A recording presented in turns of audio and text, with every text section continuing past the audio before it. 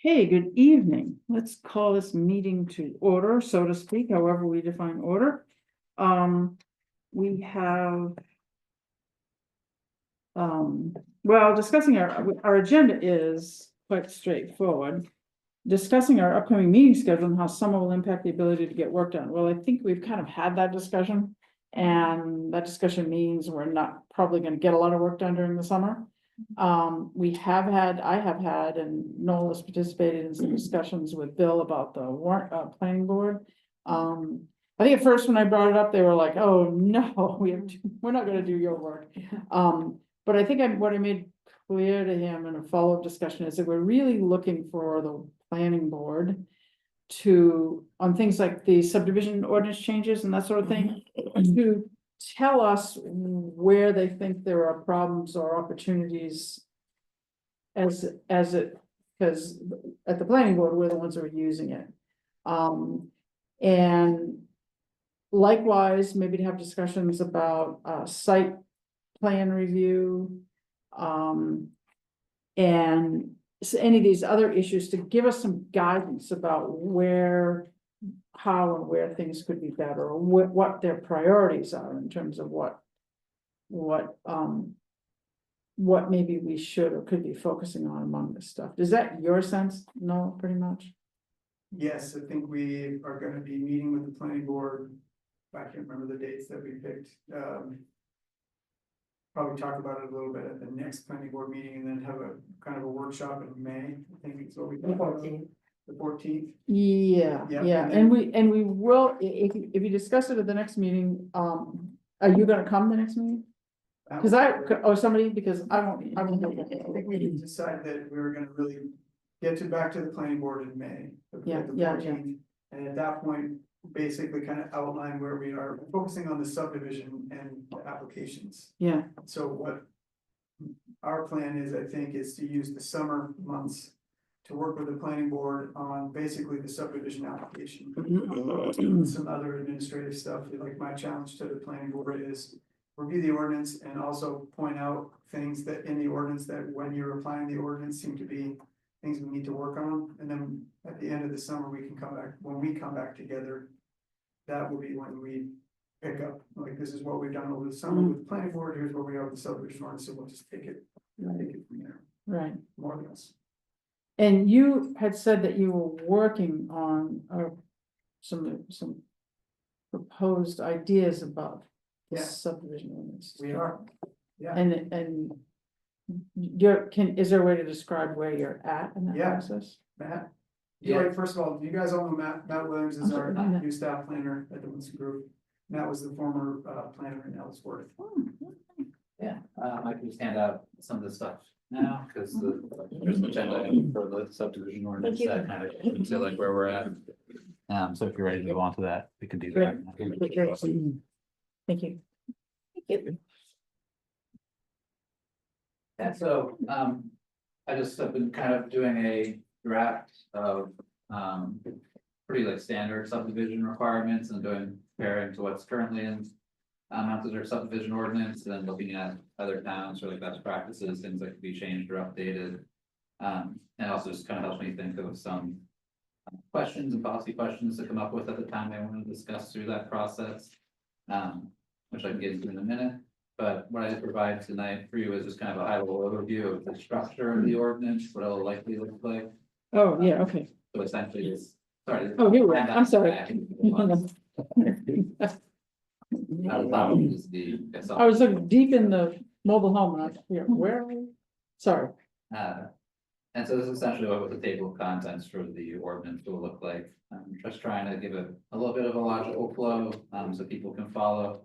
But it's a very dense ordinance. Subdivision law is pretty complicated in Maine, so it's gonna be a lot. Right now, it's probably be about like 40-ish pages, something like that, but hopefully it's just organized in a way that people can follow easily. And then kind of breaking out the projects so that there's potential, again, for like a 3-meeting process for larger projects, making a sketch required and preliminary and final, and then a smaller, shorter process for smaller projects, which is just preliminary and final. which again, maybe helps incentivize certain projects, or it also provides for thorough review of larger projects. And then there's also, breakdown of the process that happens prior to the actual planning board meeting for an applicant to be eligible for review at that meeting, which we'll probably have conversations with Kim about. What that process looks like for her in accepting the applications and reviewing them for completeness prior to the planning board meeting. And then just the other steps that an applicant has to take, like paying the fees and that sort of thing. And then there's the actual review process, which goes into like the types of reviews you can have, so going more into detail of sketch plan, preliminary and final. Your requirements for each of those steps. And then the general performance standards that are required for all projects. Then you have your specialized subdivision categories such as cluster subdivision. I put attainable housing subdivision, which is essentially workforce housing. But that name may change, just that label.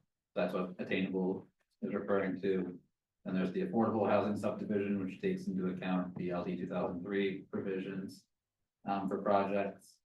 And I have mobile home parks. There's a question mark there now, but it probably shouldn't be, because mobile home parks, I believe, should like go under as a specialized subdivision with requirements that are different than the regular subdivision process. And then functional land divisions may not go under here, just because it's currently in the LUZO. It specifically said it's not a subdivision, so it really doesn't make sense going under specialized subdivisions. It's defined as not being a subdivision, but I just have it there because it's something that will be taken into consideration in the new draft of the subdivision ordinance. And you've got other pretty regular stuff: waivers, performance guarantees, enforcement, appeals, definitions. So yeah, I mean, that's just the high level overview. A couple of the policy questions that I'm thinking about, we'll have discussions on later, the planning board and with the committee here, are kind of what the policy goals around creating new housing via subdivisions are. We have LD 2003 with the affordable housing provisions. There's an existing category for workforce housing subdivisions. So what type of housing is the town looking to incentivize to serve needs of the community, and how can this ordinance help support that goal, and narrowing down like what type of housing is that we're looking for. Where are some of the values or things that are important to the community? Like with the cluster subdivision, there's typically allowed to do, or it's typically a trade-off of if you're getting smaller lot sizes as a developer, you have to provide open space or a shared space for that subdivision as a community. But maybe it's instead of that, if that's less important to the town, or in certain zones there might not just be space for that, you can kind of do with visual appearance requirements, where it's if you are going to get these denser housing developments, you might have to make it look like a certain style. So that's another conversation to have, just what's more important to the town. And things like that, just kind of going through and getting out more of the details, while the bulk of the ordinance is pretty standard for subdivision review. Any questions? No, that's all. I watched the Superior Court show the other day when they did you watch that for 365? No, Was Superior or Supreme? Which, I don't know, yes, It was a Supreme Judicial Court, wasn't it? yeah. Supreme, it was Supreme, but it was rather superior as well. Yeah. So, No, but I mean, that's the highest level, that's, Yes, if yeah. they're. that's where they are. So one of the questions that the judges asked was they had a hard time differentiating between cluster and workforce. Yeah, So that's really, that was one of their big questions. And it'll be much more defined in this draft too. Mhm. They'll have their own sections and definitions, so. Anything that I've seen in my short tenure on the planning board and here has not been a typical, that uses of subdivision ordinances has not been a typical subdivision. There's that we think of. Like we just did a site visit last week for a couple that own 9 acres. They've got one dwelling that they want to rent to full-time to someone. They've got a dwelling over a garage or storage area. And then they've got an area up behind that where they want to put a third dwelling, which would have spectacular views, and they want that to be their home. And they've got to go through the whole subdivision process. Because they wanna do it within 5 years. Yes. And one thing would be helpful for us to review, first of all, is what the is to have a little talk and a reminder about what the state law is. Mhm. Because because we need to know where desires to tailor this bump up against what we're bound to in state law.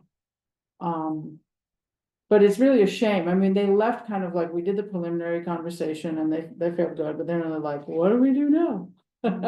And I'm sure Kim will be of great help to them, but it's unfortunate that we have to go through that process. And then somebody else wanted to divide a 6-acre lot, I think it was.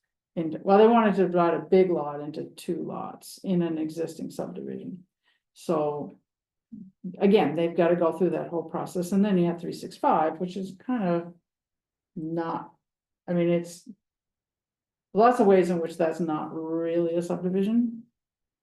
But, because of the way it's, I mean, we talked about the site plan kind of idea, so I'm glad that we're gonna be able to try to figure out how to differentiate between all of those things and make them as productive as possible without drowning people in the whole process. Yeah, I mean, so the planning board is the reviewing authority for the town.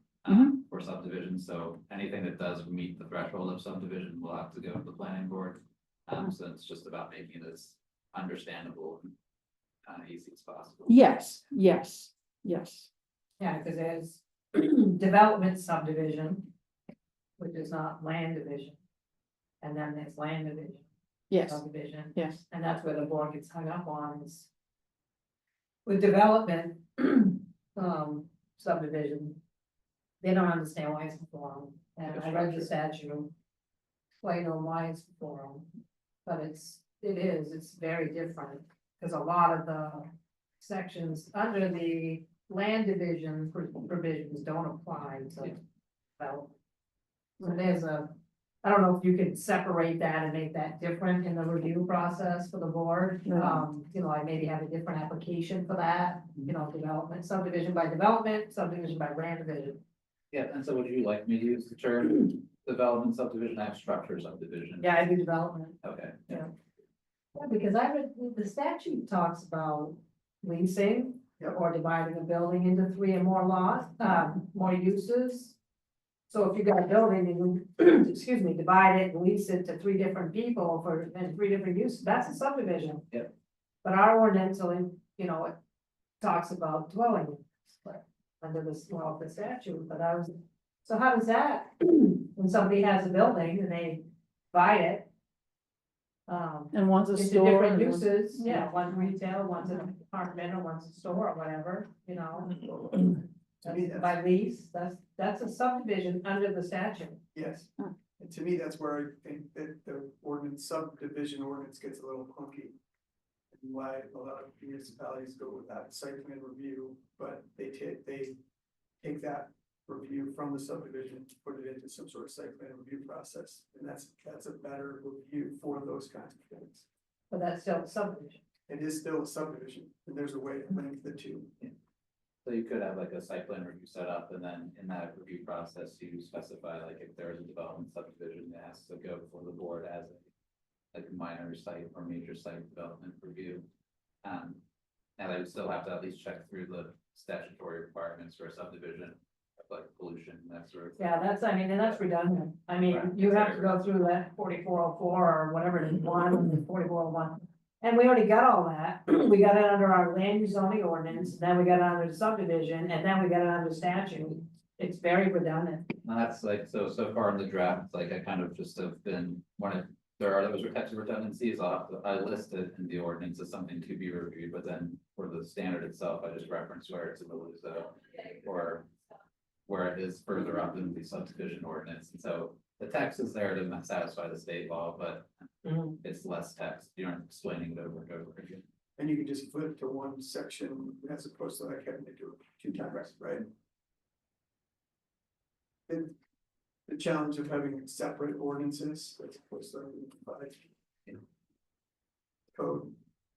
So if you had a unified ordinance, are you saying that if you have a requirement, like for pollution or whatever, that you would perhaps in parentheses say, list where those requirements come from, so people would know, or? And so if your like land use ordinance and your subdivision ordinance were combined into a unified development ordinance of some sort. You know, you could just make the same things that are required for subdivision, you're probably gonna be reviewing for pretty much for any type of development anyway. So Yeah, it's just already built into your review process, and okay, it's just. It might not be the same exact review, but you could just say like, well, subdivisions have to only look at these 12 things, but then. We want these extra things for like a major development that comes, it's not necessarily Right. subdivision. Yeah, I think that is a lot of wasted time when we go through like section 6A, B, and C, because you go through everything. Yeah. You know, like hotel motels, it has nothing to do with what's being, you know, and then you. chickens. Yeah, chickens, it has nothing to do with it. But it's I mean, the something that you paperwork go alone through. is just stunning. I think if you could pull out, like you just said, and create, I don't know if it's maybe a check off, you know, a checklist for these guys, plus an application for the, you know. Something where it doesn't have to go through every section that has nothing to do with it. Right, and so it's. Right, I mean, like, so if the application is shared and there's still two separate ordinances, you're probably gonna have like a box or like a, you know, check this, and if it doesn't apply, just put NA or something like that. Because then like that shows that the developer did their due diligence without knowing, they wanna know if it applies to them or not, without actually reading the ordinance and checking it. But if it's one ordinance, it is a little easier to direct people, like, okay, like you meet these criteria, this is where you have to go in the ordinance to satisfy planning board's review. The board will be able to understand too, like statutorily, we did our job. Due diligence was done, and they correct finding the facts to that effect. So it's like a unified theory of planning ordinances, like we'd have just one, are you suggesting we'd have just one ordinance? All right, for certain things, but not all things, yeah. We're not suggesting that right now, I don't think. Right, You know, like, I mean, we were talking about this the other day, but I think sometimes when you start talking about definitions. The benefit of having a unified ordinance is that you only have to go to one place to look for definitions, and so what I think, Matt. Correct me if I'm wrong, what we're gonna do. In the subdivision ordinance is just put things that are like specific to the subdivision ordinance in the subdivision ordinance. And then reference the land use ordinance for the broader. Definitions, so you're gonna have to look at two separate things, but it's better than having like the same exact. Definitions section in both ordinances, because then the risk is you're gonna change one but not another, and all of a sudden you're gonna have conflicts, so. To the best of our ability, we're gonna try to. Make things work together, but there's gonna be a little, it's the way it just set up is a little messy. I mean, this raises another issue for the planning board, and that is, there's precious little training, there's precious little constant kind of. Education of a shifting cast of characters to some extent. Cause this stuff is very complicated and it's very. So it's really hard. And it's hard to learn it on the fly. So. That's another topic to figure out and maybe have that discussion with the planning board. How would it be best? To keep the board up to date? Is there a period, is there a cycle in the year that we should be, have an agenda item? We say, okay, let's just review how this works. Because it's sort of like, we're not doing it all the time. It's sort of like, we're at the hospital, we're closing the OB department because they don't have enough deliveries, so people stay really sharp about everything that could go wrong, like, we don't do enough subdivision ordinances. So we don't stay really sharp on how it works in detail. And how to deal with that, I'm not sure, but there are only so many planning board hours in a year, but. I've felt from the beginning that it would be nice for us to be able to constantly be educating ourselves in the abstract, not learning on the job, learning in an application, but learning in general how this ordinance works or that ordinance works. Must be a scam. So, We've gone through the training. Yeah, I mean, we certainly could do some of that, I'm sure. yeah, I We can have that conversation at the planning board. I think that's, yeah, and I think that one of the advantages of having the planning board do this kind of job is that the planning board then gets into these discussions and begins to understand it more deeply. Right. So I But- mean, there's like two separate things that we're dealing with. One of them is like, we need an updated subdivision ordinance, and then there's like the function, how does the. What is the administrative function? How does the subdivision ordinance work, like functionally? And that's like a real, like, Yes. let's talk it through and make sure it's like as easy for the applicant as possible and as easy for the board as possible. Yes. And meets the code, and meets the state statutes. That's like the baseline yes, cut. But then there's a bunch of policy questions that we need to answer. yes, Because the subdivision application can be a tool to help you do things in the community that you want to incentivize yes, to do, i.e., clustering or workforce housing or attainable housing subdivisions or whatever. Like there's Yes. density bonuses involved, and how's that all gonna work and that kind of stuff. So we're gonna be talking about both things. So first, I think we'll probably talk about the, the review process. Does this make sense? Does it make sense to have minor subdivisions and major subdivisions and minor development? Those things that are Mhm. gonna help the process. And then we're gonna talk about the policy stuff, like, okay, here's what we suggest, or does this make sense, or does this meet the town's, policy objectives as it relates to, all these other things. right, That seems like a good way to break it out. right, And then, once we have that tool, then there's like a training part, which is like, how do you as a board work through applications in a more streamlined way? Yeah. And some of it is really, there is no more streamlined way, you just have to go through the process. right. I get that, it's not so much about being streamlined at that level, it's about understanding what's in the stream. Yeah. And how you ride the stream. And it would be, I think everybody would feel better if they knew. Yeah. The best that we could knew how to. Right. You know, I mean, Apply. also people bringing their land use zoning ordinance and subdivision ordinances to the meeting would also help a great deal also.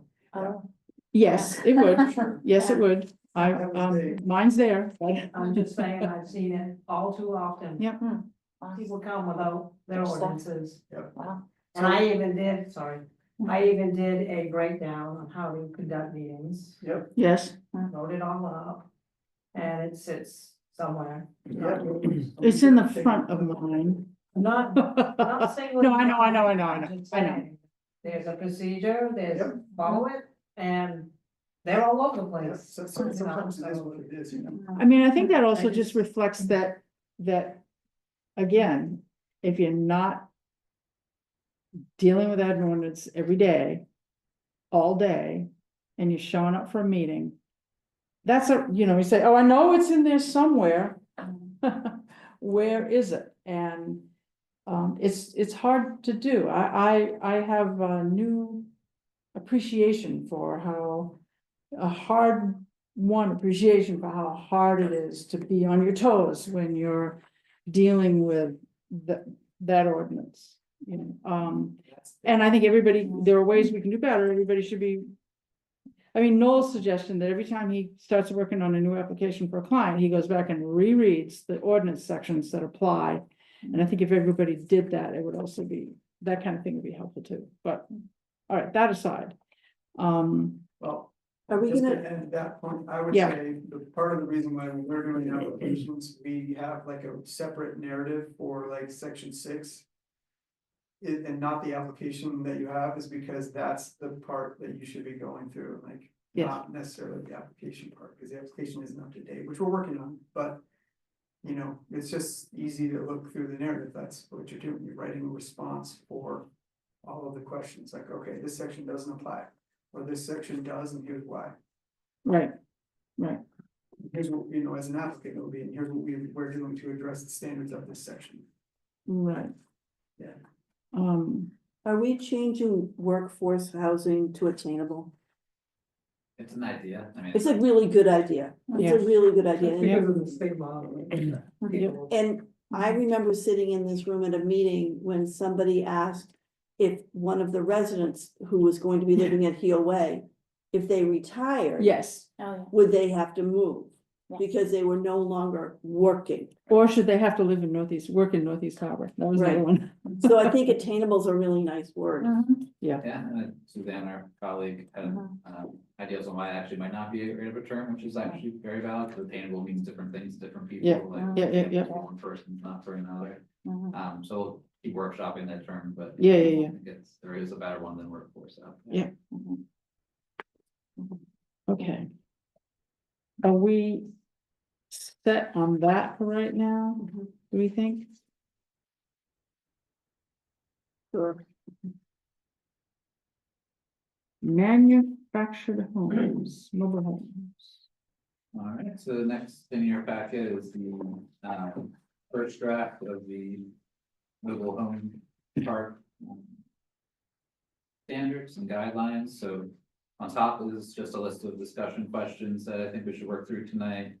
And then underneath that, the draft starts, and you can read through the standards there. So just a brief kind of an overview of those. There's, as you go through, you'll see certain things highlighted in yellow. Those are specifically items that I've seen other towns doing, and some of them I think are best practice, some of them I think are optional, but they're things that can be changed. And discussed to change, while most of the stuff that is not highlighted is just required. Can I ask so a you're- question before we do that? Your first question, topic of discussion is, does the town want design standards for single mobile homes? That's not a mobile home park, that's a different thing, that's mobile homes on a lot, a mobile home on a lot. Yes, but then if you build, if you have design standards for one single mobile home, then that design standard would apply for a mobile home park where you're building a bunch of. single Right. mobile homes. Right, So just to clarify, in the ordinance, in this year, you're getting ready to delete. Yeah. Section, it's gonna be reserved for yes, manufactured homes or mobile homes or whatever we call it. And so the question back to the town now is, okay, do we wanna just revisit that and before, so.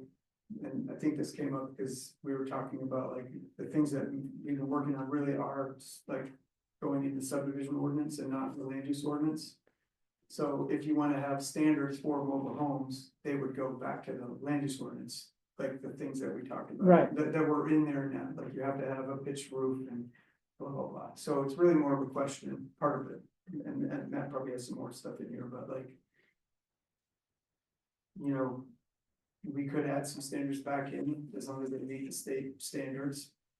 Or we could just not have any standards at all, like we're going to have after this town meeting, and the reason why you decided to do that as a refresher course is that you don't require design standards or other structures, so why are you Right. requiring them for? right, okay, So the question number one, I'm sorry, to jump in, try to keep those while we're jumping most of the time, but. So the first question, these are just kind of two separate things, so we don't have to address one first, but at some point, Okay. you should address it, and then the second is all the stuff that Matt's talking about. and we do need to have a mobile home ordinance, park ordinance. Not sure if that's a requirement or not. We do not Not have a- to regulate mobile home parks, But if you don't, in the sense that like there's a separate ordinance for it, but there are certain things that the state requires that you have to provide for mobile home parks. So like, okay, one way or another, it doesn't have to be its own ordinance, but you'd have to have some type of performance standards or adjustments for like lot size and width. okay, For Okay. mobile. Currently, they're not allowed. There right, are a lot of them ones that Don't need more. are not anymore. The one in Kings Creek, there was grandfather. Of the BR1 and BR2 allowed. Mobile home parks? Yeah. I don't think so. I might be wrong. I don't have the ordinance, sorry. yeah, Oh, okay. geez. No, I don't either. I have a question. The one in Ellsworth, that's, what is it, Hancock Heights, that, That's The- it. yeah, oh, sorry, hello, Hancock. So that one, just as an example, is that how Hancock wants their mobile home parks to look? Or is that how the person that developed that, like there's green space, it's all put together in a certain way, is that? I don't have an answer to that, 'cause I Just don't know curious. Hancock's mobile Yeah. home ordinance super well, but I Yeah. would guess Oh, I that stand corrected. part of I guess it's a combination of both. Okay. The town requires certain things, like there is, Yeah. if you're here, there is like an option to ask for a green space provision. I okay. don't know if Hancock does. Yeah. The Hancock Heights, I would say, is a very like high level. It looks park. not, yeah, it looks It's- nice, right. or, yeah, I was Very just well curious if maintained, that's, okay. constructed. But So they I may have think- chosen to do that, so. Isn't that an age restricted park I as well? Yes. don't know, is it, yeah, I is. don't know, yeah, That could be part of the reason it looks the way it does, Right. right? more of It's a not retirement mandated. community. by the town of Hancock, but. Or we don't know, I guess, but yeah, okay. So I stand corrected, they are allowed in VR one too, Yeah. with conditional use of the planning board. Which is good, because you have to allow these ones in. Yep. So, yeah, so, the next couple of Okay. questions, I mean, you're just getting the standard, so you can also take a couple minutes to read through. But, so yeah, the yellow highlights, reading over them, being what you feel like and kind of goes through each one, if you'd like to explain kind of what the policy rationale is. If it makes sense to the town on dessert or not, that's kind of a discussion for you guys to have. And then there's also other provisions the town might want to keep that were in the, mobile home park ordinance as now leaving, such as having the ability to store an unoccupied mobile home without meeting lot standards on a lot, again, as long as nobody was living in it. If that's something the town would like to keep. Then there's a general green space requirement, there's the yellow one highlighted here, but that's as restrictive as you could be, but that's also only for public sewer, you could have a different green space requirement. And then this could apply to subdivisions in general, not just mobile home parks, but, you know, should there be a requirement for sidewalks and specific parking requirements? It's gonna be housing, how many spaces people have to provide? You know, do you want to be more walkable, like it is downtown, should there be a sidewalk connecting from this neighborhood into like more traveled thoroughfares and public ways? And then another question is just, does the town want to allow mobile homes with temporary foundations in mobile home parks, or would they town prefer to have it, it's like an official subdivision mobile home park that's permanent, should just be permanent foundations only, and only allow temporary foundations in an emergency situation, which there's a provision for emergencies, mobile home parks as well, in the case of like a natural disaster or temporary housing is needed.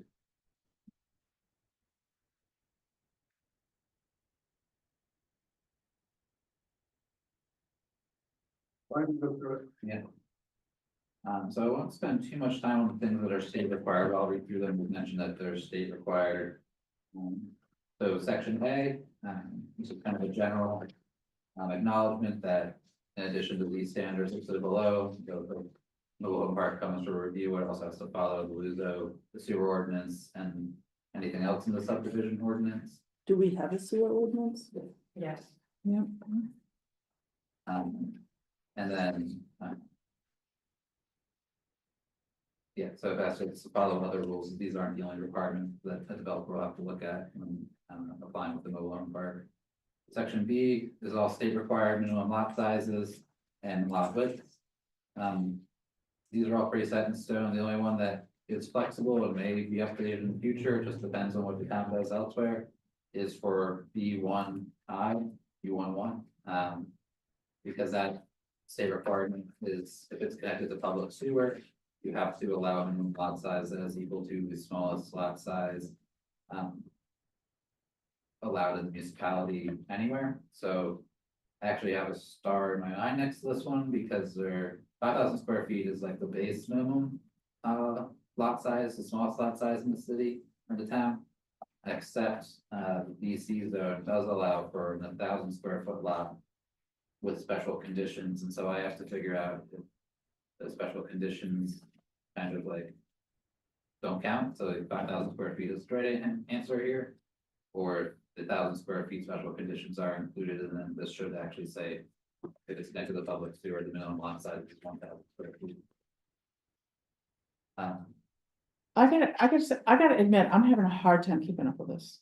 Yeah. And I think one of the problems is that I didn't get to read it before the meeting. I was gonna say this before, because I knew you were gonna say this, so yeah, the reason why we didn't send it before is because it's easier to go through. Let's go through the framework of this, Uh-huh, and then point out, let's talk about it. Mhm. Then we're gonna come back and you're gonna ask a few questions, we're gonna send you the draft early. Mhm. And so for the next meeting, you'll have had a chance to look through this in Okay. more detail. Okay, cause I'm just like, Sorry, I apologize, I meant to tell you this before, but let Matt kind of go down through the structure of it. Without alright, having to think too much about it. Can I ask you about the 1,000 square feet? Yeah. That's not a minimum lot size requirement. It's minimum area per dwelling on a lot. So if I had a 5,000 square foot lot, sorry, hairs in my face. And I'm in DC here, that allows 1,000 square feet, of calculation on how many dwelling units you can have. But the minimum lot area is 5,000 square feet, Okay, yeah. so that clarifies. Yeah. So like you couldn't have an instance where it, at minimum has to be 5,000, Yes. even if you have one, unit, but then like if you added another unit, it'd be 6,000. No, it would be like if your lot was 5,000 square feet. And you wanna have, and it's only in this district here, Yeah. in this area, not in Seal Harbor, not where the AC is, so and stuff. If I have a 5,000 square foot lot, I could have up to 5 dwelling units on it. Gotcha. mm, Second area footprint. okay. No, but the minimum. lot So the size minimum is still 5, 5,000. yeah. But yeah, so the town never did make a minimum lot size less than 5,000, this part of the ordinance would have to be updated with that. And some, and all of that is just based off of the state's calculations for area required for different types of septic systems mostly. That's how they came to these numbers. And then there's a restriction on the municipality in terms of, you don't even have to set a maximum area that a mobile home park can be, but the state has a provision that you can. If you're gonna do that, it has to meet certain requirements. It can't be, it has to be larger than the total sum of the lots that have a mobile home park or mobile home on them, plus the road width right of ways, and then plus the buffer strips, plus your shoreline zoning setbacks. I mean, the town could just not have a restriction on how big it can be, like if this one buys a 20-acre lot, it fills all 20 acres with the housing, that they're allowed to do that. But there's just a restriction in case the town does decide they want to move forward with the like maximum mobile home park size. And then there's a yellow highlight within there, which because if a mobile home park is connected to public sewer, it doesn't need space for like a septic leach field and things like that. So the town could require that a developer then provide that space that they're saving on the septic to be open green space or recreation space at 10% of the combined area of the total lots within the mobile home park to set aside for the community use there. So I'm sorry, our current ordinance, if you divide a lot or create a subdivision with lots. The septic has to be on the lot that's served only. Under our current ordinance, yeah, so you couldn't have a communal or shared one, I think you'd have to allow it. and that would have to be obviously amended, right? It's, Right, because the state provides the option for all of these to be allowed for. but you say these are state Yes, requirements? So just to pause here, as you're going through and like digesting all this stuff, the stuff that's highlighted in yellow are things that we get to talk about in terms of policy. So what is open space and what should we be using it for? And we're gonna be more specific about saying, it has to be green space, or it can be a playground, or it can be this, or do we think 10% is too much or too little or not enough or whatever? All those things in your mind as you're going through to think about that type of stuff. And good to point out weird things in the ordinance that I keep forgetting about, that you're not allowed to have septic systems on separate lots, which seems like, still can't figure out that. well, I mean, if they're in conflict, you might not have to really change anything. You just have to know that when a mobile home park comes in, it's exempt from that portion of the ordinance, but it's also easy to put a line wherever that is in the ordinance saying, with the exception of mobile home parks, see wherever this ends up. Or the board, they could ask for a waiver, right? Too. You could, well, no, I don't don't know if they would have to request a waiver with the possibility that some board might deny it. It's just like, it's automatically, they're exempt. So it's a required, Yeah. because it's a state required. Or Okay. ask the question, why, what is the point of that policy, and do we wanna change it? Well, looks like we do this anyways. And so then after the, the development size, portion, there's a lot setback in section D. Again, so for lots of 12,000 square feet or larger, these are the setbacks that, are required. I guess there should be a yellow thing, carport portion of this, because that was additional from the town that, saw this in, and that's again optional, so that one could be yellow. But the rest are standard. You're not allowed to, you could lessen these, I should say, but you can't increase. Be more restrictive than the state requires. And so, and then there's lots, 12,000 square feet in area. Or less. Which is all 10-foot setbacks, and then so that the maximum that, the maximum of the structure has to be from one another is 20 feet, so there'd be 10-foot setbacks in each lot, and that makes the 20 feet happen. It's 12,000 the state, Yes, no, well, just that's how they bracket these, the different categories in. And then, so another something that is in yellow that I saw, it's optional, which is to allow the planning board flexibility to kind of allow, visual variances, so that not all these houses are right up at the same level as the road. You can have ones that, depending on the lot sizes, potentially they're set back a little bit further. To just create visual variance, so it's not so mundane, but then there's just an average calculation that, like a minimum 10-foot setback is maintained, and the average setback between all of the houses is at least 20 feet. What's So- 20 feet in this room, just for? Is it, 20 feet in this. this room is not, this room's probably more than 20 feet, oh, yeah, it is. Yeah, way more, it's like just, like this area. Yeah. yeah. Farther than that. It challenges you to think about quality of life and livability when you're processing, and not then lapse into gentrification that makes it inaccessible. So did this lot size also take into effect shoreline zoning? Yeah, so, no, so this is without shoreline zone, there, if shoreline zoning is in effect, and then you have to follow shoreline zoning always, trumps other setback requirements. That's Minimum. number 4 on that, on the second page. Well, I think Kim's question's a little different. I do mention shoreline zoning there, but I could put something in here that specifically says like shoreline zoning, Minimum lot. like in the top, like Okay, add that as a specific call out. That shoreline zoning is to be followed as well. You can't alter the dimensional requirements of shoreline zoning. Yes. Yes. And then, or, no, I guess number 4 below, I was gonna, number 4, I think you're right. Number 4 below that part, says that not within the sections above, shoreline zoning requirements shall be met. For setbacks, Yeah, lots of, And one of them. second more block size. really, Jimmy operational standard. Yeah. Yeah, for sure, but it's on. Show me all required dimensional.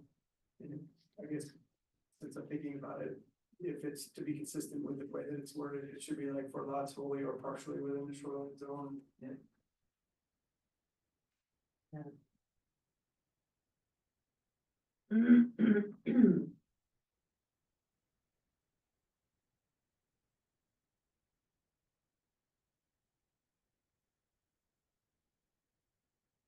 The next piece just goes to the 20-foot separation that I mentioned, between all mobile homes in all directions. Again, there is an ability to be a little flexible with that, as long as you can average about a 20-foot separation. And then a 40-foot separation, the larger 12,000 square foot lots or above, I mean, Because those side setbacks are 20 feet, so then the 20 on one lot and 20 on the other is 40. And for smaller lots, it's the 10-foot setback on one lot and 10-foot on the other. But essentially allows you to shift the homes over closer to the lot line, so that there's more usable yard space, so. Essentially, yeah, you have like one lot here, you put the home here, there's the neighboring lot, instead of putting that home right next to that other house, you also push that house back to a further lot line, so it's within the 10 feet of this lot line technically, but the setback in between homes is still at 20 foot. Or 40 feet, whichever. Where do size things lot. like sidewalks and parking spaces fit? in all of it? Well, that's a question I'd had here because I noticed there wasn't any existing requirements for sidewalks and that sort of thing, Mhm. in any subdivision. So mobile home parks could be included in that discussion where, you know, if you're gonna allow development of these types of community, micro communities or neighborhoods, like, does the town want the developer to build sidewalks and do that for walkability? That's a separate like, policy discussion that could be applied to like all subdivisions.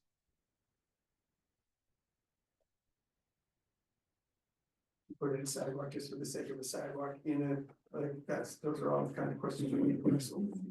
Sure, Depends on where it is. sure. Are there sidewalks at Farnham's Way? And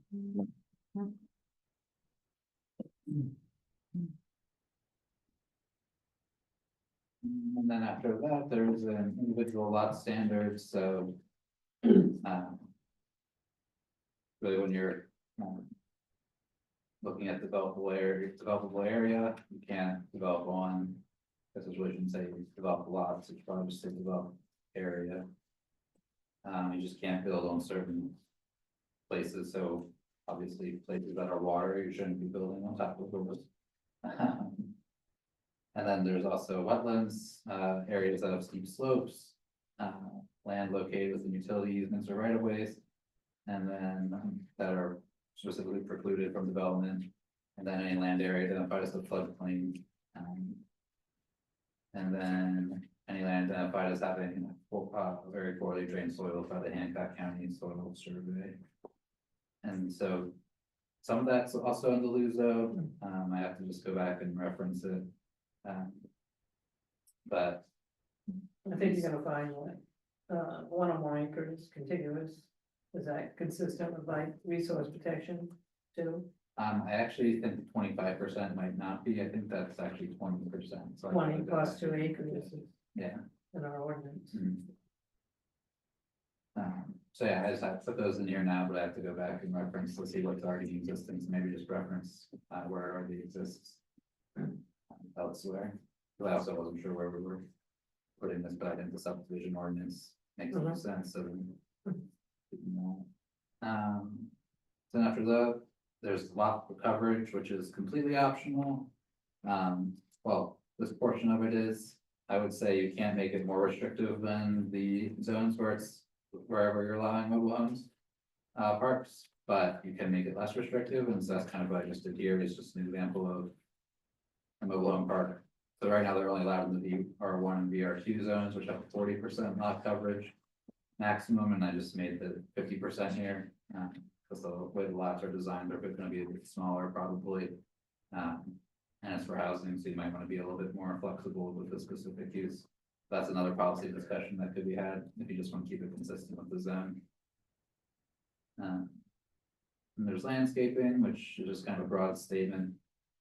Again, it's already a little bit required in the LUZO for planting, and buffering, but.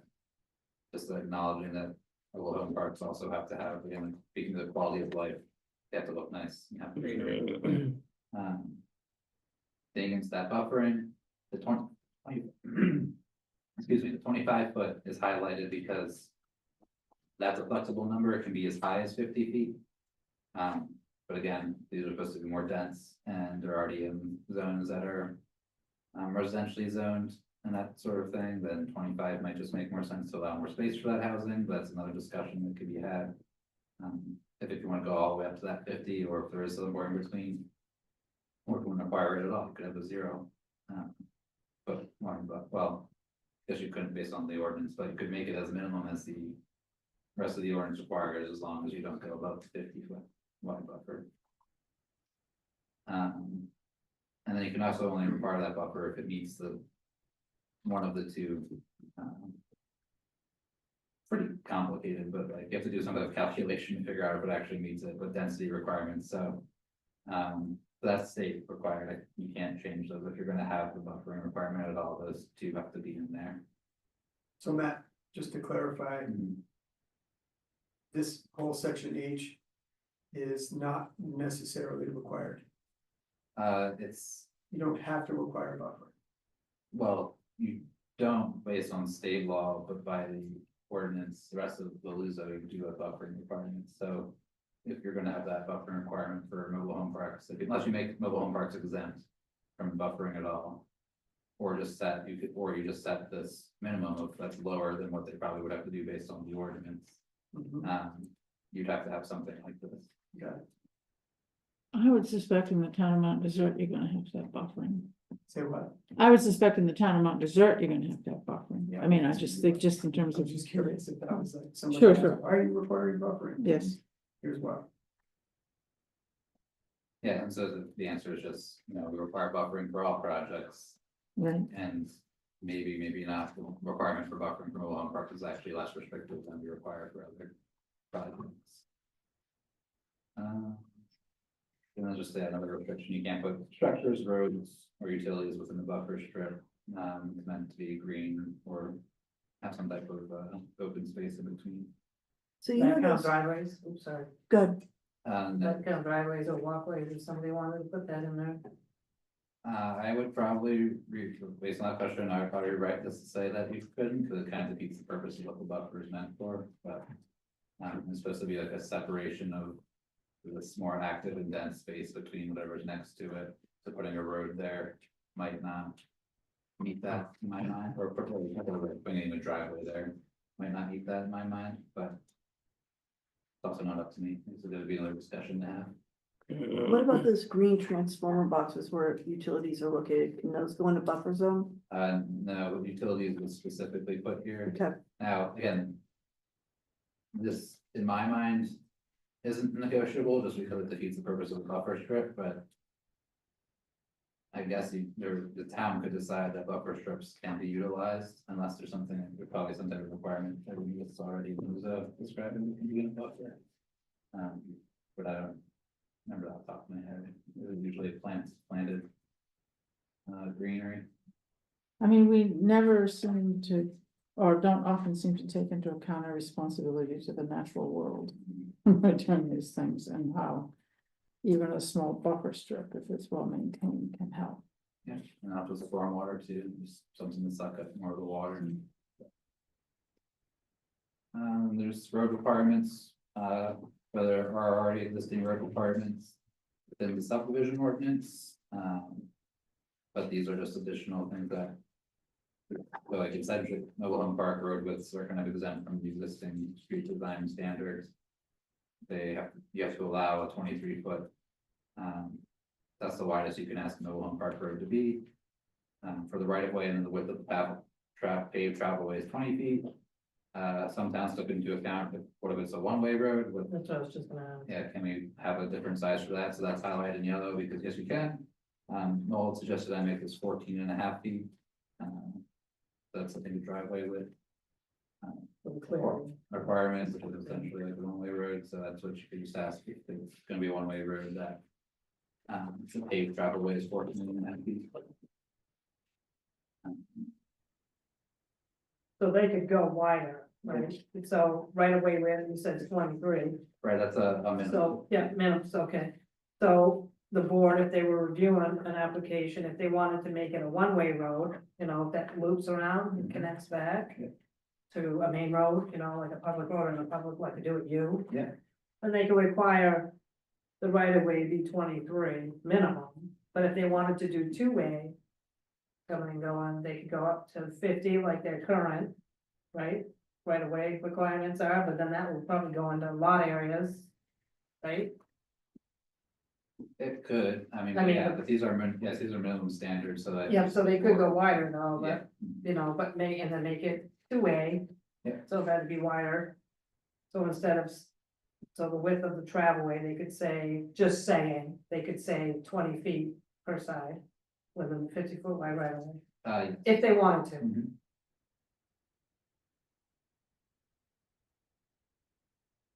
Yep, and then, so the next part is the Not have emergency that mobile close. home, park provision. That, again, is meant for, if there is like a flood or a fire, that people, there's a natural disaster of some sort, could be natural or man-made. And if FEMA comes in, has to set up temporary housing for people. You can either not talk about it at all, and then FEMA can kind of just do what they want, or you can provide guidance here. That kind of sets them up to know where to go, and the county and the town probably have some type of relationship with emergency response as well. Or the police chief and fire chief, they're probably aware of what to do or have training on what to do in this type of situation, but it just essentially exempts a temporary mobile home park for that purpose from having to follow, I guess, a purpose specifically of like emergency response to a natural disaster or unforeseen event similar in nature to a natural disaster. Or it's exempt from the having to go to the planning board for review, it's exempt from the dimensional requirements. Where you're just trying to set up the housing as quickly as possible. There have to be travelways, but they're exempt from the road requirements, but the travelways have to be approved by the public works director, police chief and fire chief.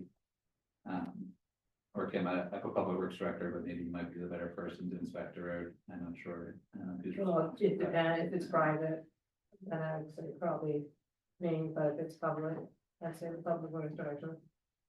Cause then it would have to meet town standards, town road standards. Well, I'm saying here that it wouldn't, because it's an emergency. Oh, you wouldn't? Yeah. Oh, sorry. So it's like, to really just. Yeah, no, make- he can look at it. Okay. And then, Pass it on. Sorry, that's fine. I think the point here is to have some provision in the ordinance that is just basically like, look, something bad happens. The government, the FEMA, hope if there is FEMA left. Thank you very much. Sorry. Some management agency is gonna come in, hopefully be there to help out, and they Yes. don't wanna have to go through, like, they're gonna either do what they're gonna do Cost anyway. timing. Yes, Mhm. yes, it's an emergency. Mhm. Yeah, it's an emergency, but there's a provision here which does like put a little bit of a hook in the fact that the town at has to be some involved. point needs to be involved in the discussion. Although I did note that you said natural and man-made disaster, which made me, of course, uncomfortable, but it's all right. Now, would that have to go It's for realistic. a review process after the emergency and they? No, because, so there's a time limit to having a temporary. Yeah. The last provision number 4 is that, 18 months. temporary emergency mobile home park can be converted into a permanent one. And then the longest it can stay up is 18 months, because that's how long the current emergency response agency provides that type of temporary housing, is 18 months.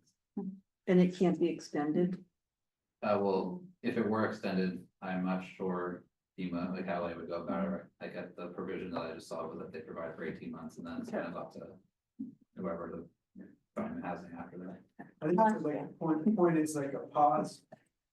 There's a fire that burns down this whole neighborhood, and we're gonna allow temporary housing to come into effect, and like, in that, during that 18 months. Theoretically, there'd be some time spent trying to figure out a more permanent solution, so like I said. I think my example the other day might be a crazy one, but like the school. Ball field has to get used for temporary housing, Yeah. but we don't want it up there forever. We only want it there. until- 18 months. Yeah. I'll ask Faith, she has an internship with Hancock County Emergency Cool. this summer. I'll be like, how long can you guys stick around? No, I'm just kidding. How long do you have funding for, right? Yeah, well, good question. Yeah, no, it's okay. It's an easy place to go. Yeah, Yeah, it's, And then there's just the Rational administrative piece question. at the end. Like there has to be, even if it's mobile home park, it has to show the available areas and the lots and where the heavens are gonna go on a subdivision plan. And site plan for the park, which has to be for planning board anyway, because it's subdivision. Person proposing development or expansion of a mobile home park has to show that. Pretty much all the requirements of a subdivision. But just so they know, it's like, even though you're doing a specific project that you might think isn't a subdivision, it is, you have to come for the planning board and show all these things. So that'd be like an amendment to a previously approved. No, Is it it was just time limit? like, like, these are the really big things for mobile home park, is water supply. You're not gonna damage an aquifer, but with your septics, that sort of thing, it's just kind of a reminder, it's not really necessary to have in here, it's just like. I don't know, there seems, people might think that building a mobile home park is quick and dirty or an easy way to make money, it's just a reminder that. You do still have to follow all the subdivision requirements. There has to be due diligence done before, coming before the board. And number 3 is about how. Because mobile home parks are allowed to have differing zoning or lot sizes compared to like other projects within the zone typically. That you can't convert, the mobile home park into a different use. After having split all those lots without coming to the planning board for approval, and then without meeting to appropriate zoning district dimensional setback requirements, so then. If you have split the mobile home park into all these different lots, they're smaller than required. You'd have to find a way to combine, if you're gonna change it from mobile home park or something else, you have to combine lots, you can one lot size. Make the setback requirements are met and all of that. You have to, abandon the subdivision and record it. It kind of depends on what you're changing it to. If you're keeping it a subdivision, but just a different type of residential use, you could probably just amend it. It's an amendment that would probably have to come back for 2 meetings. You probably want them to come back for sketch. But then if it is like a commercial use now, yeah, like the subdivision's abandonment, then they'd have to come back for a totally new. Probably totally new. Yeah, so if it goes from residential use to commercial use. Does the subject of short-term rentals fit in here at all? I think that's a broader discussion, but you could talk about it specifically for mobile home parks. Yes, Mhm.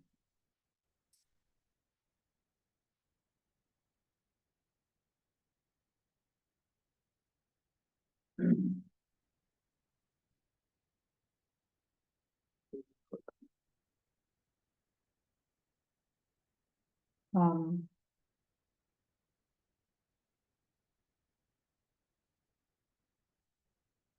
Is there any understanding about how, are these all anticipated that they would be rentals or that people would own the lots, or how does this normally? I mean, it's tough to say. I mean, like, there's mostly the models that I've seen are. You buy the structure, but not the land underneath, and you have to rent the Right. land underneath from the Right, park owner or operator. The town could go further and prevent that from happening by saying like, if you're gonna. Do a mobile home park, you have to sell the land and the structure. I don't know if I can say you can do that. That could be an option. I don't know if that you're allowed to do that or have that type of restriction, but. If that's a concern. well, we don't wanna get into creating the kind of environment that so many people in mobile homes are dealing with now, and that is that the whole park gets sold and then. They get forced out, and we've got all these people throughout the There's a state lot of who are trying to, legislation. state money buy. The lots so they can preserve their homes and. And there's a lot of legislation coming up this session related to mobile home parks and that sort of thing, Okay. so that may provide extra protections. If any of it passes. Right. But the town might not have to consider things like that, but it's just something to keep an eye on. for sure. I was just trying to think in the provision above how. That would work if you allowed the lots to get sold. And I guess you're kind of stuck as a mobile home park. Cause then only if one lot owner came in and decided they wanted to try to change something, they'd have to get the whole. Right, they'd have to get the whole place to change. They'd have to buy up all the lots. Well, unless it were like a condo or something, wouldn't that be? You could set up, I would imagine, you could set up the ownership Well, say, like that. yeah, so because it is a subdivision still, you'd have to follow, if you were gonna sell the lots and the structures, or just the lots and let someone put mobile home on it. That they own, you'd still have to follow regular subdivision requirements, which accounts for like a homeowner association or road association. So there would have to be some type of management structure. For when the developer has sold all the lots. Maybe on the covenants, right? Placed on the development, Or, would there be covenants placed on it like that? oh, yeah, potentially, yeah. I can include that. But you could condominiumize it, I guess. And then that's not lots, it's a lot, right? It's a lot with multiple units on it, Right. and like we do it with like, Right. with this flexibility and size of lots, then there's no incentive to like condominiumize a bunch of already small spaces, Mhm. right? So the condominiumized approach to land division is, the benefit is you get to put, you're dealing with different setbacks and stuff like that. What are how are co-ops different? Do they, is that relevant at all as an option? I think the co-op is sort of like a form of ownership. Joint agreement between ownership. the owners and like how you manage Yes. your living spaces and those kinds of Yes. things versus like the dimensional requirements of a particular. Right. And co-ops tend to have boards that approve Yes, you to be able to live there. yes. Yeah. Okay, There's a bunch of other okay, things. that that may be go, like, not living applicable. Spaces, that kind of stuff. I think perhaps, I don't know, but take what Dale was saying, a step further about short-term rentals. Mhm. Seems to me the intent of this is to provide primary residences for people. And maybe that needs to be part of this, that this has to be your primary residence, this isn't your Yes, summer home or a home you rent. I'm not sure if we want to get that far, but I think that's the purpose of this. yes, yes, I'm all in favor of going that far, but I don't. Otherwise, why, what, I mean, if affordability and it is the driving issue that this community keeps identifying, and yet we still don't Right. prevent things from becoming seasonal or recreational, or just cash cows. What are we doing? I would suggest we have that discussion also in, when we get to the subdivision ordinance. in terms Yes. of, Yes, You know, absolutely. certain density bonuses. I think we should have that certain about things. the ability to subdivide the land and your lot and put another dwelling on it. You shouldn't let, We've now got the ability to put 2 dwellings on a lot, right? yes, we can already do that. But we haven't had that discussion about the nature of the use of that We definitely, more dense use of property, which is usually done in an effort to provide more housing for people because they can't afford it otherwise. yes, it would be worthwhile to revisit that discussion. Can't wait. But yes, I'm personally happy to do that, but. Okay, that's helpful, thank you, despite Yes. my whining about it at the beginning. That's important to get you guys and stuff ahead of time. I thought it was better for this particular one, since I kind of a new concept. Let's just sort of go over the structure. Talk about a few of the things that are like flexible, and then. Like, your homework really is to review this and Yes. think about not, I know it's hard to get into some of the specifics, but like, there's some policy thinking involved in this as well. What, do you have a site for the state ordinance for this? I can send it out to That would be helpful, I think. Did you reference on the statute? I don't think I, they might have, I thought it there's was a reference to 38. shoreline zoning Okay. statute, and there's references to. The subdivision ordinance or subdivision. We don't law. have a state bill. Yeah, I don't have the, 38 MRSA, section 4358. no, that's actually wrong, I have to change that one. Okay, Cross that out. all right, so when do you get around to it? It doesn't exist anymore, am I right? Yes. Right. So I have immersed in there, I should delete the adding. I got rid of the annotations. Yes. I guess a while ago, when I wasn't looking. Which could have been any time in the last few decades. So you're gonna email, you can email that out. Here's a Yes. link for that. Yes, It's easier. yes. Okay. If we're ready to move on, the other item on the agenda is table of uses. I would say discuss how and why the committee would like to approach reviewing changes, just so that we are clear about that. But when we last met on this topic, we have land uses, the table of land uses. And we have a big hunk of definitions, to which Noel had proposed potentially adding a lot of new definitions and a lot of new uses. And with the idea that possibly we would consider having a table of uses that was complete, and so that if there was if a use was proposed that wasn't already anticipated in the ordinance, sorry, we don't do that here. And then the question is, and then the other thing is how we divide up the uses, because right now they're broken down in commercial uses and residential uses, and sometimes things don't fit neatly into those, and they get to be a little bit confusing how they should, is there a better way to organize it so that it makes more sense? Slogging through it and then deciding, if you decide, oh yes, we want to have a section about funeral parlors or whatever,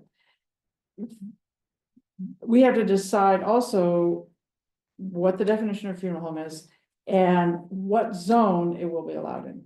And so all of that, anytime you say yes to a new activity, you know, a space for public outdoor gatherings of certain sizes, you've got to define where it shall be allowed, where it won't be allowed, conditionally, CEO or whatever.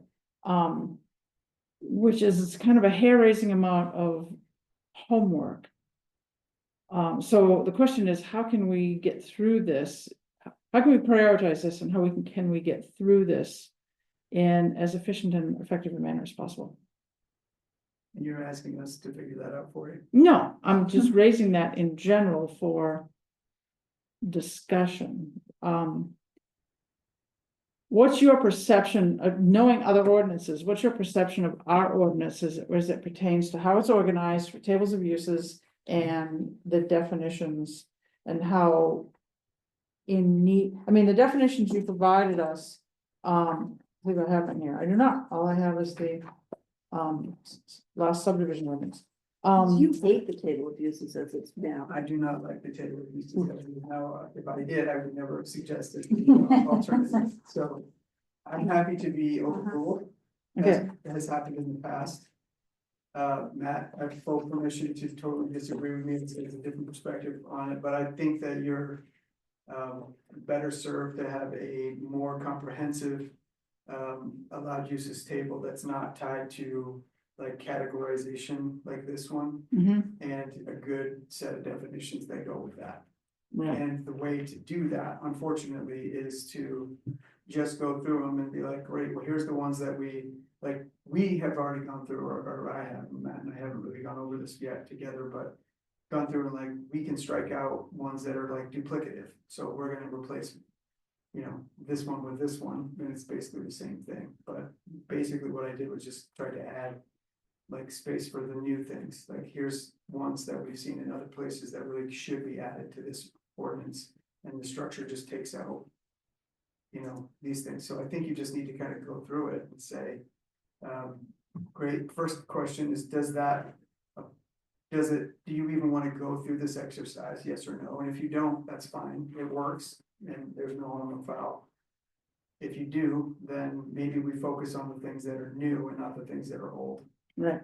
And that just is easy enough. Because one of the things that happens is if somebody, like, I don't think off the top of my head, because I don't have it with me unfortunately, but banks, I don't think banks is listed, it may be, but let's just say it isn't. I don't, if it's not listed as a use right now, but somebody wants to build a bank somewhere, the planning board has to say, well, this is like other stuff in the area, so we're gonna allow it. As opposed to saying, being able to be specific and being able to have the public understand in more detail what is and isn't allowed in a particular area. So what you're doing, if you don't broaden this and modernize it and make it the deal, is you're providing the planning board with like endless A, confusion, and B, latitude to put things or allow things or not allow things, because they'll like something or not like something. And that's. Right, and again, there is a process by which somebody could say, oh, this is not an allowed use. We really think it should be, we're gonna ask the town to make it an allowed use, so it's not that. Correct. you know, there's. Yeah, we always do that it, process. they come here and we run, or It's somebody the goes, town meeting every year. yes, you know. exactly. Yeah, so it's not finite, it's not, it's not, Things change, so like again, we don't know, the ordinance is a living document, it's not. yes. But. I don't know, I think it's worth a review, but it does require, I think, to make sense, it requires, and I happen to be a big fan of definitions. I think just like Yes, they're hugely important. I mean, the number of times that I try to figure my way through the LUZO and I go, I wonder if there's a definition for that term. Oh my God, there's a definition for that term. It's hugely important if we use it. But it is a little tedious to read. I've done it. I've read through all of that stuff a couple times that you provided last year. Yeah. But it's worth doing, and it's probably worth doing in advance of the meeting, because we do have to go through it. One by one, and if it's like this and we're reading it in the moment, then it's slow, we're gonna die.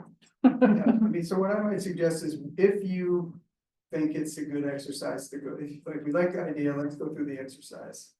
Then we can break out on the agenda, like, okay, this meeting, we're gonna go through, you know. A through C.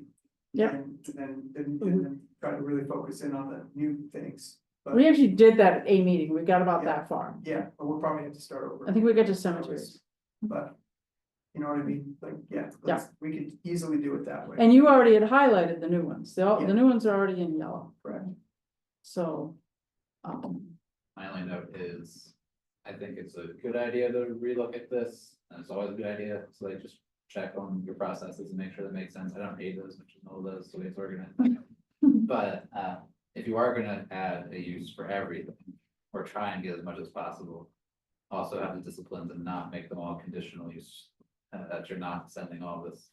Like, if it's gonna be allowed, let it be allowed, or like, don't have performance standards for movie theaters that are different than performance standards for like an arcade or something like that. Like, you don't wanna make the ordinance too funky. As a member of the planning board, I agree with you. Yes. I would also, I mean, yeah, you've heard me complain about conditional use before, but I mean, I think in general. We should also be looking at, does that really need to be a conditional use? Like, Right. why is that a conditional use? You know?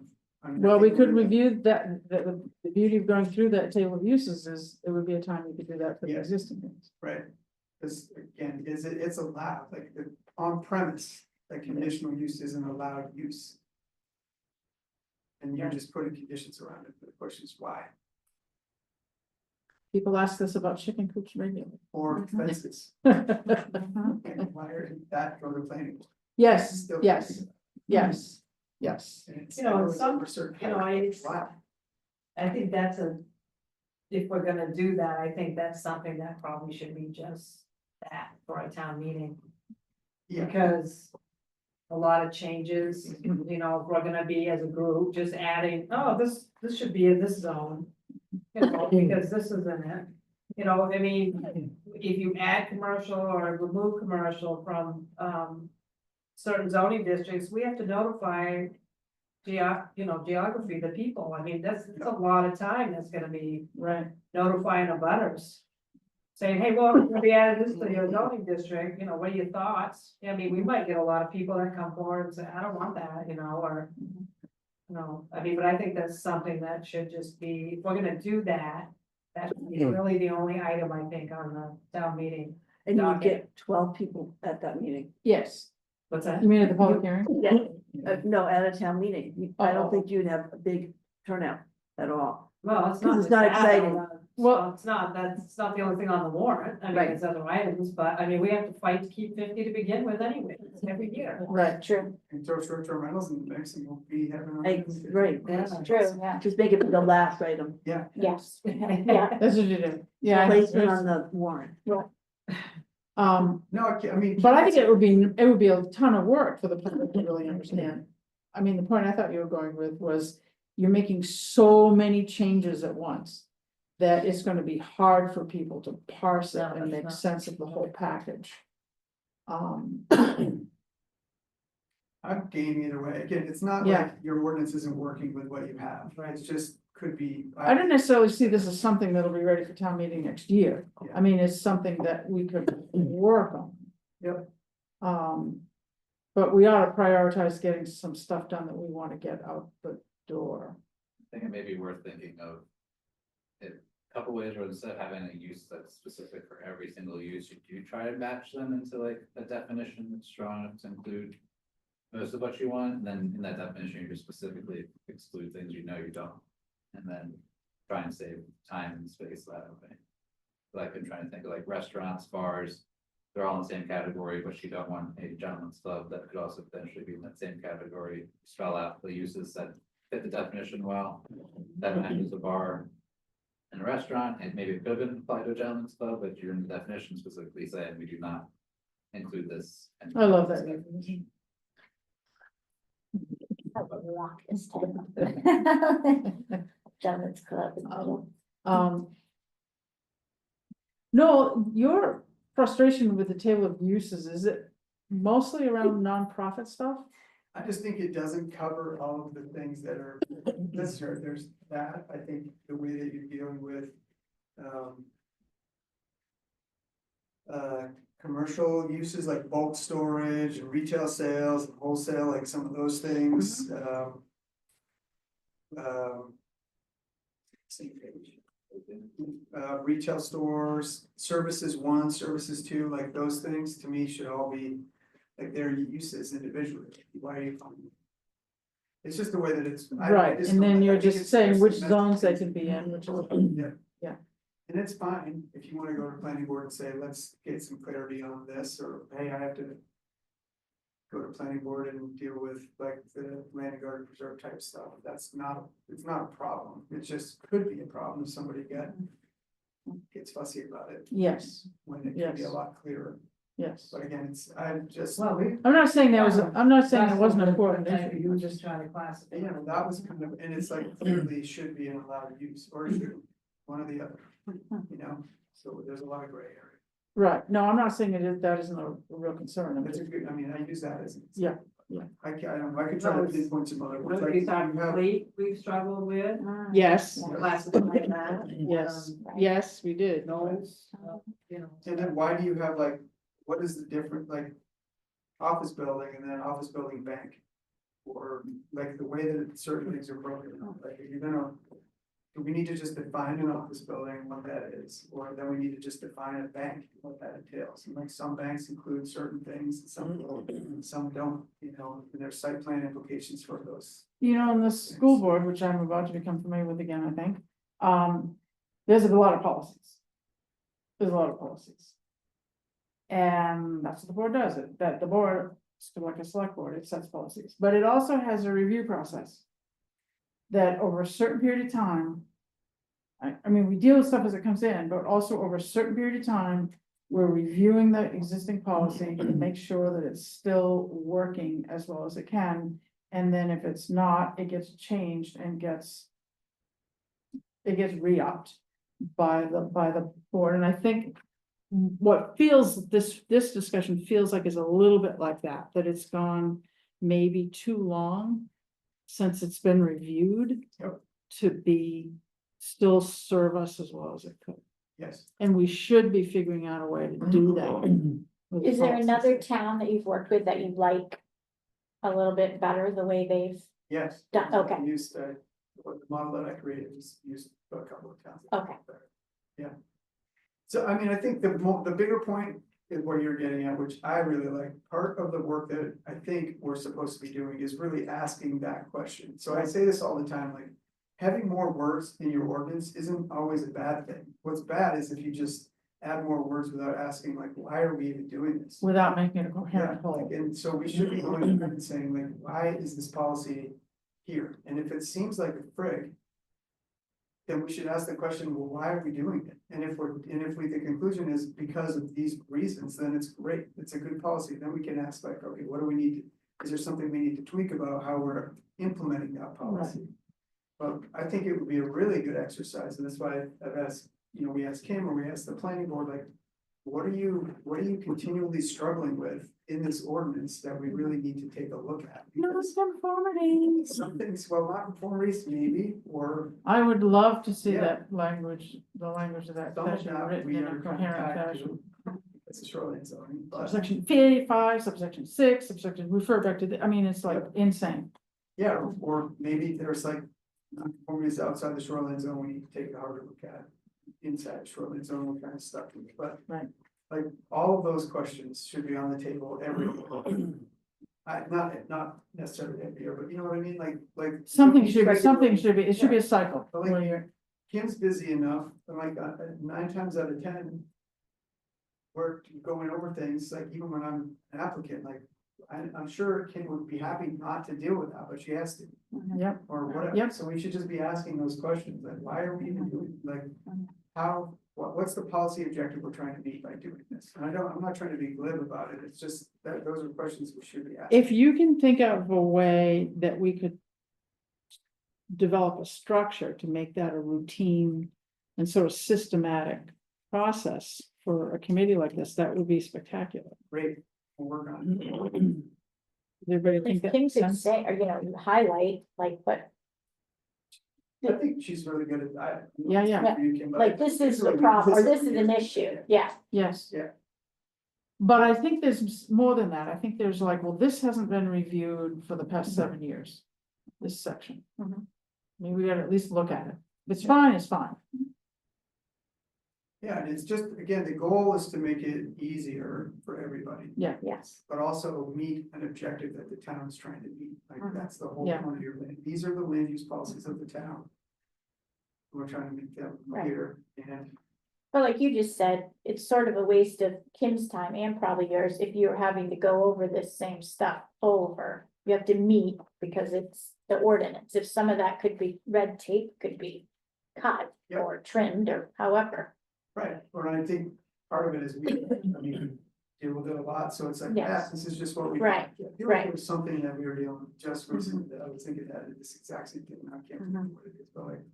Oh, yeah, well, it's just something that we do, and not just, Right. it's no big deal, we just, that's just Yeah. how we do it, but at Yeah. the same time, the flip question should be. Why? Why? Why are you doing it? Yes. Why is she having to take the 10 minutes or you the 10 minutes to do it? Right, Was there a better way to do this? Right. It's never gonna be perfect, and I still don't think there's a reason to like, kill and replace the whole ordinance. No. Actually. I kinda like, I like Mama's ordinance, but maybe it's just because I use it all the time, but it's not bad, it's not as bad as some of them. That's whole comfort, but that's all right. Yeah. Do we know what it is that we'd like to focus on for the next meeting of these items that we've been? Are we gonna be ready to Next meeting in discuss some of the? October. No, I think we'll have one in May. One more man. Yeah. Yeah, I can still Iron do out. May. That's what we're gonna focus on. You wanna focus on Yes. mobile homes? Yeah. Okay. Let's iron that out. So what we talked about at the last meeting was, let's try to find at least one thing that we can do before summer really kicks in. Mhm. And Okay. so if we can iron out mobile homes between now and then, at least we could start the fall with like, hey, we're working on, let's have a public. meeting. And then the subdivision will be something that we'll be trying to process from the planning board and. Yeah, So was there just a decision about summer or no? Well, I think people vote with their feet. So we don't actually get Yeah, we're not gonna meet. meetings in the summer. Right, that's, okay. June, July, August. June, July is what is considered summer. Yeah. Back July, September. Okay, can we like see where we end up? With the mobile homes Yes, at the next meeting and then Yes. decide if we need to. do yes, something. because I could still do Really it June. Working toward not doing something. Yeah. In July and Yes. August. Right, yes, Maybe we'll start some Mm-hmm. public meetings in September. yes. Mhm. I'm pushing it, but yes, At least one or two Yes, yeah. topics. What's that? you're pushing it. Pushing. Well, I mean, it won't be warm enough by June anyway. It's just not gonna be- Okie That's dokie. true. yeah, Probably gonna snow. God, don't say that. I got a lot to do. All right. Anything else? Anybody? That- This meeting was published in the newspaper, just to let you know. Thank you. Thank you. All right, shall we adjourn? We're not motioning and seconding, but we shall adjourn. Okay, Matt, what's on your socks this time? University of Maryland logo. Is that where you went?